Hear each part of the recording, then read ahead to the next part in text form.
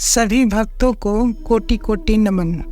स्वागत है आप सभी का इस विशेष श्रृंखला में कार्तिक महात्म कथा।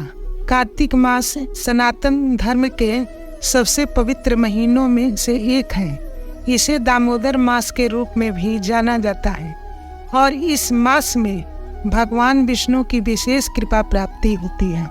इस कथा के श्रवण और पालन करने से व्यक्ति को पापों से मुक्ति मिलती है और मोक्ष की प्राप्ति होती है। यह मास भक्ति, तप और साधन के लिए सर्वोत्तम माना गया है। आइए हम सब मिलकर इस दिव्य कथा का श्रवण करें और भगवान की असीम कृपा का अनुभव करें। नारद बोले, 2 घड़ी रात्रि रहते तिल, कुश, अक्षत और चंदन आदि लेकर जलाशय अर्थात नदी, तड़ांग आदि के समीप स्नान के निमित्त जाए। मनुष्य रचित और प्रकृति नदी में अथवा संगम में स्नान का क्रमशः 10 गुना फल है और तीर्थ में उससे 2 गुना फल कहा है।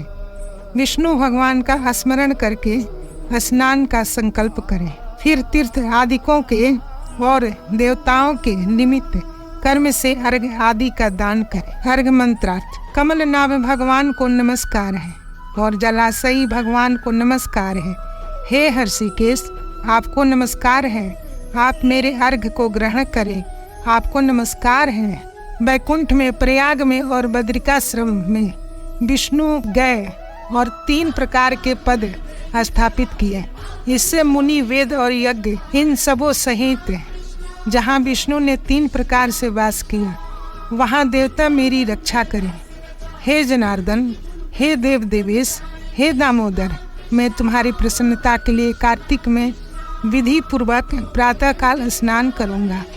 देवेश भगवान को ध्यान और नमस्कार करके मैं इस जल में स्नान करने को उद्यत हूँ। हे दामोदर, तुम्हारी कृपा से मेरा पाप नष्ट हो।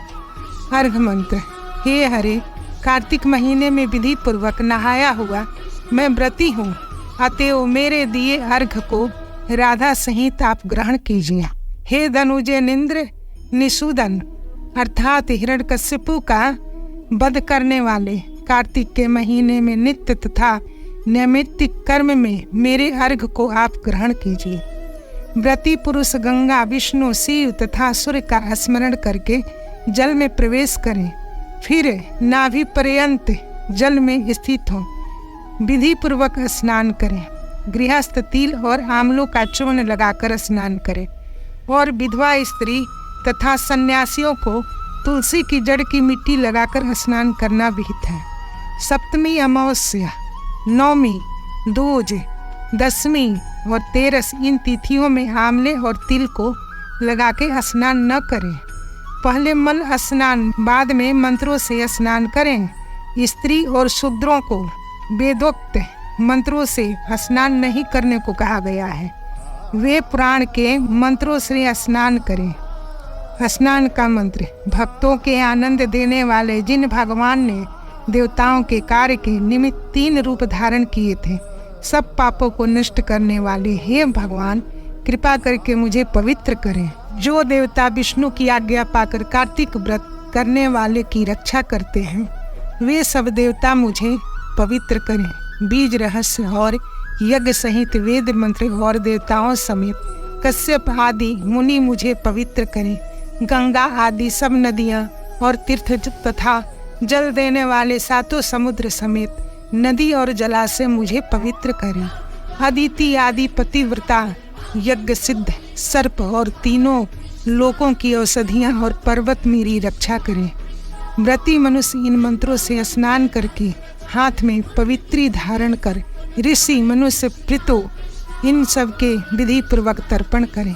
कार्तिक मास में पितरों के तर्पण में जितने तिल रहते हैं उतने ही वर्ष तक पितर स्वर्गवास करते हैं। तदंतर व्रती मनुष्य जल से बाहर निकले और शुद्ध वस्त्र धारण कर प्रातः काल में कहे हुए कर्मों को समाप्त कर हरि का पूजन करें।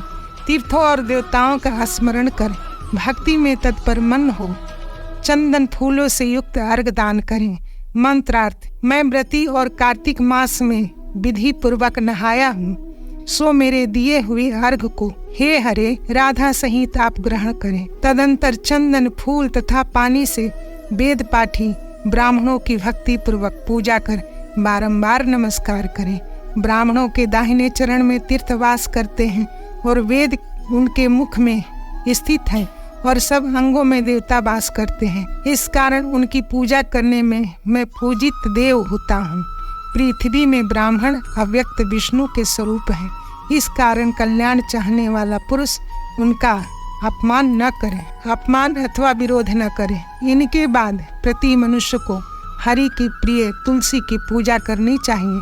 मन को एकाग्र कर तुलसी के प्रदक्षिणा और प्रार्थना करनी चाहिए।